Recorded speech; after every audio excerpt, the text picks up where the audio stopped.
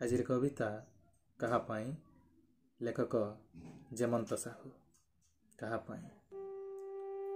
ପାଇଁ ଅଧୀର ହେବି ମୁଁ ଏ ଦୁଃଖ ପାଇଁ ନାଇଁ ଯନ୍ତ୍ରଣା ପାଇଁ ଅବା 2 ମିନିଟ୍ର ଟିକିଏ ଆନନ୍ଦ ପାଇଁ।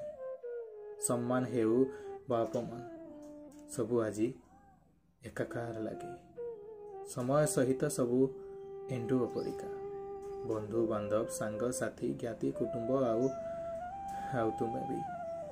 କାହା ପାଇଁ ଅଧୀର ହେବି ମୁଁ? କାହାଠାରୁ କିଛି ପାଇବାର ଆଶା ନା ଅଛି ହରାଇବାର ଭୟ। ସଭିଙ୍କୁ ମୁଁ ଭଲ ପାଏ ନିର୍ଲିପ୍ତ ଭାବରେ। ପ୍ରସ୍ତର ପରି ନୁହେଁ ମୁଁ ନିର୍ଦ୍ଦୟ। ରଖିବାକୁ ଚାହେଁ ଓଠରେ ମୋ ଚେନାଇ ହସ। ବାଦଲ ଢଙ୍କା ଦୁନିଆରେ ସୂର୍ଯ୍ୟାଲୋକର ଆଶା ନେଇ ଦେଖୁ ଦେଖୁ ରାତି ହେଇଯାଏ ପୁନଶ୍ଚ ପ୍ରଭାତର ଅପେକ୍ଷାରେ।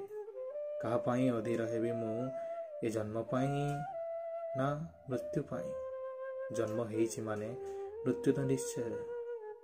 ମୃତ୍ୟୁ ପରେ ଏ ଜମିବାଡ଼ି ଧନ ସମ୍ପତ୍ତି ସୁନା ଗହଣା କିଛି ମୋର ନୁହେଁ। ଛାଡ଼ି ଚାଲିଯିବି ମର୍ତ୍ତ୍ୟ ଭୁବନ। ପଞ୍ଚଭୂତର ଶରୀର ପଞ୍ଚଭୂତରେ ବିଳୀନ। ବାସ୍ ମନରେ କେବଳ ଗୋଟାଏ ପ୍ରଶ୍ନ, କାହା ପାଇଁ ଅଧୀର ହେବି ମୁଁ? କାହା ପାଇଁ ଅଧୀର ହେବି?